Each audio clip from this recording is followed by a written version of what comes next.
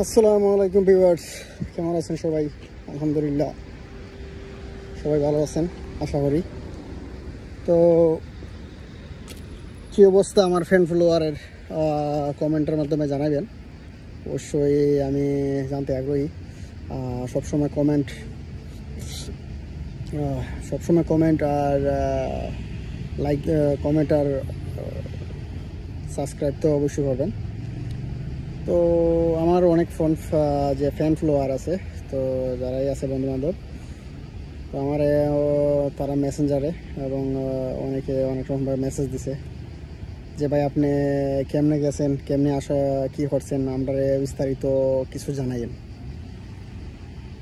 তো বিস্তারিত আমি চিন্তা করলাম আমি ছোটোখাটো একটা ভিডিও মেক করি, যাতে আমার সবাই যাতে উপহার হয় যে আমি কীভাবে ইউরোপে আসছি।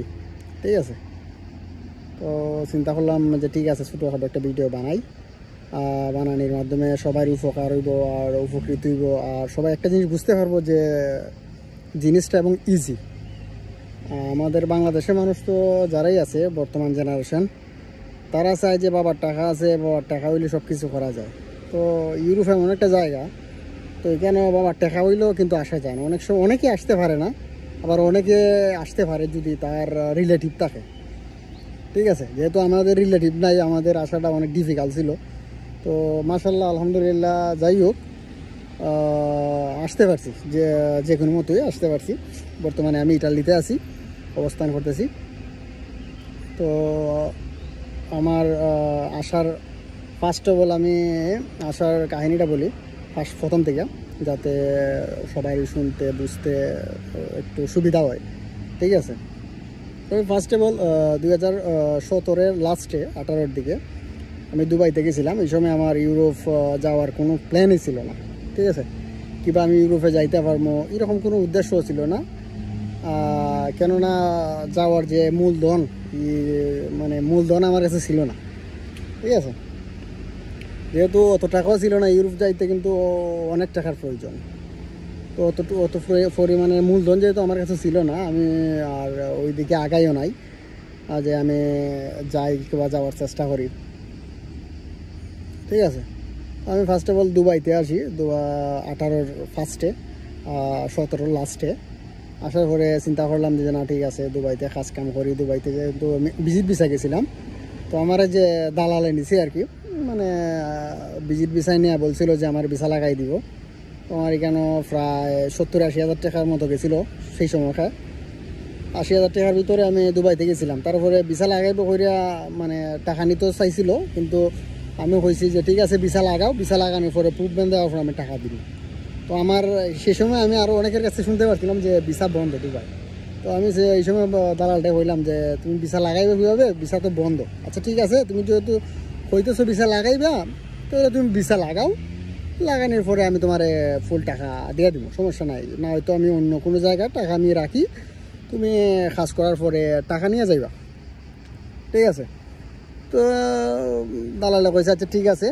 অনেক ঘুরাঘাড়ার অনেক জায়গায় দেখছে যে না আসলে আমার কাছে টাকা নেওয়া সম্ভব না এইভাবে। তো আমি প্রুভমেন্ট ছাড়া তো তারা টাকা দিতামই না। সে অনেকভাবে খুঁজছে, অনেকের লোকের সাথে কথা বললা যে হ্যাঁ আমার টাকা দেয় না, আমি তার ভিসা প্রসেস করছি কিন্তু টাকা দেয় না। আমি আচ্ছা ঠিক আছে তুমি আমার কোনো প্রুভমেন্ট দেও, তারপর আমি তোমার টাকা দিয়ে দেবো। তো সে তো কোনো রকম প্রুভমেন্ট দিতেও পারে না, আমিও টাকা দিই না। 80 হাজার টাকার ভিতরে দুবাই আইছিলাম, ভিজিট ভিসা দিই, বাস এই পর্যন্তই। তো একসময় দেখা যায় যে 3 মাসে ভিজিট ভিসা এক্সপায়ার হয়ে যায়। এক্সপায়ার হয়ে যাওয়ার পরে আমার ভিসাতে অনেক টাকা জরিমানা আইছিল। ঠিক আছে, তো আমি ভাবছি যে না আর হইতো না, এই জরিমানাও আমি অত দিতে পারতাম না, আর অত টাকা দলাও করতে পারতাম না।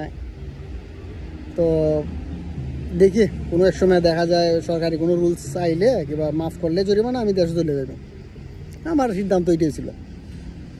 তো দেখা যায় যে না 2022-এর দিকে 21-22-এর দিকে ভিসা ওপেন করে, কিন্তু জরিমানা মাফ করে নাই। ভিসা ওপেন করে তো আমি যে 3-4 বছর কাজ করছিলাম, কিছু করে অর্থ জমাইছি। অর্থ জমানোর পরে কই না চিন্তা করলাম যে না আমি যদি চলে যাই, আমার কাছে ছোটো ভাই আছে, তারে নিয়ে আই, আমি একবারে চলে যাইমু, তারপরে তারে যদি আমার ছোটো ভাইটা এখানে রাখিয়া যায়, কিছু কাজ কাম করলো, হ্যাঁ, দুইটা ভাই আছে ছোটো, কিছু কাজ কাম করলো, আশা পাশাপাশি আমার কিছু হেল্প হইলো, আর আমি দেশে গিয়ে কোনো বিজনেস দিয়ে দিব। তো আমার কাছে মোটামুটি অর্থ ভালোই জমাইছিলাম। জমানোর পরে করোনার কিছু ধাক্কা খাইছি। ধাক্কা খাওয়ার পরে চিন্তা করলাম যে না ঠিক আছে, জমা দিছি 2 ছোটো ভাইয়ের জন্য, ইনস্ট্যান্ট মানে ভিসা বার করে নিয়েছি, সবগুলা প্রসেস করছি। দেখা যায় যে আমি 1 মাসের ভিতরে আমার ছোটো 2 ভাইয়ের এমপ্লয়ার ভিসাও বার করে নিছি।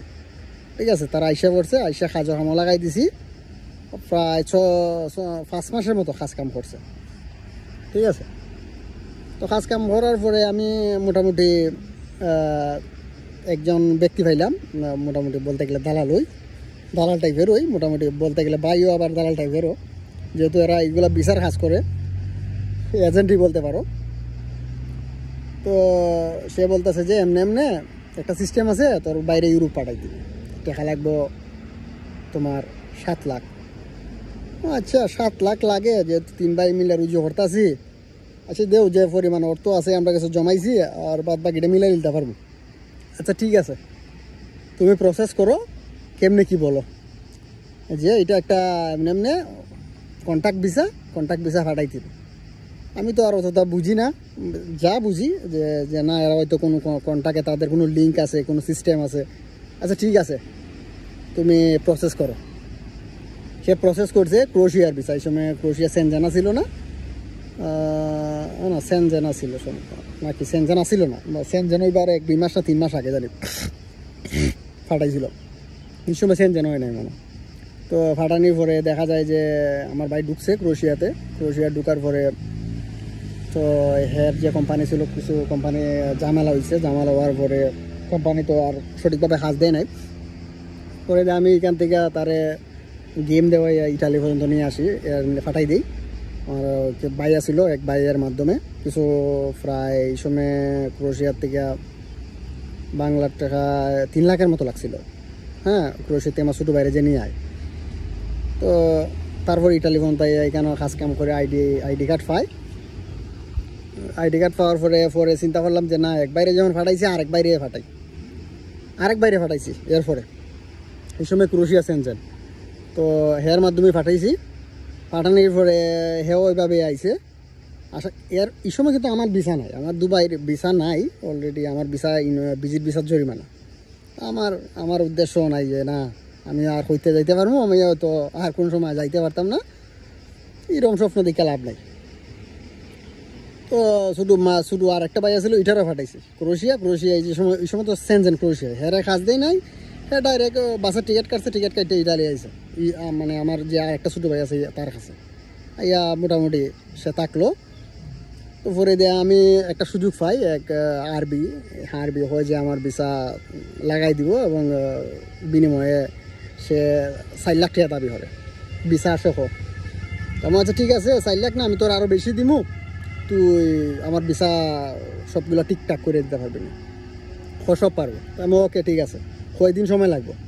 ও সর্বোচ্চ 15 দিন সময় লাগবে। আমি ওকে ঠিক আছে, ডিল। তো এর সাথে যেহেতু আমি ডিল করলাম, আমার ভিসার থেকে দূরে আমার লাইসেন্স ওপেন করে দেয় আমার নামে ছোটোখাটো একটা, তো দুবাইয়ের ইনস্ট্যান্ট 15 দিনের ভিতরে সব কিছু করে দেয়। তো আমার 2 ছোটো বাইরে আমি ইটালিতে পাঠাই দিছি ওয়ার্ক ভিসায়, ক্রোয়েশিয়ার থেকে ইটালি যাই পড়ছে তারা। আর আমি এই সময় দুবাইয়ের ভিসা লাগাই দেশে গেছি, দেশ থেকে আইছি, আবার দুবাইতে আইছি। দেশে 6 মাস থাকছি, 6 মাস থাকার পর আবার আইছি। আর পরে ওই যে ব্যক্তি আমার 2 ছোটো বাইরে আনছে, এই ব্যক্তিরে মানে পুলিশে ধরে নিয়ে গেছে। যে কেন নিয়ে গেছে? মানব পাচারের সাথে জড়িত। তো আমার তো আর যাওয়া হইলো না, আমি তো আর ইউরোপ কীভাবে যাই না, যেহেতু 2 বাইরে নিয়ে মানে স্থগিত হয়ে গেছে বিষয়টা। তো এই সময় আমি চিন্তা করলাম যে না, আমার যেহেতু একটা বিজনেস ভিসা আছে, তো আমি বিজনেস ভিসায় দেওয়া প্রসেসিং করি। আর আমার কিছু সিনিয়র বায়াররা গেছে তো ভিজিট ভিসায়, তো আমি সিস্টেমে প্রসেস করি দুবাই থেকে। ঠিক আছে, তো এই সময় মোটামুটি শুরু করলাম ভিজিট ভিসার থেকে কেমন কী হরে, আসল বিষয় কী। এই সময় আমার ইনভেস্টার ভিসা আছে, আর আমি কাজ কামও করি, সবগুলা ঠিক আছে, সবগুলা চলতেছে। তো আচ্ছা, ভিডিওটা 10 মিনিট হয়ে গেছে। আমি এটা যেহেতু 10 মিনিট হয়ে গেছে, আমি পরবর্তীতে আরেকটা ভিডিও বানাইমু। তো আমার একটা আরেক ভিডিও বানাইমু, দ্বিতীয় পর্ব হিসেবে আরেকটা ভিডিও বানাইমু। তোমরা যারা মানে দেখতে আগ্রহী আমি কিভাবে ভিজিট ভিসায় আইছি দুবাই থেকে, তো আশা করি তারা মানে ওই ভিডিওটা দেখবে।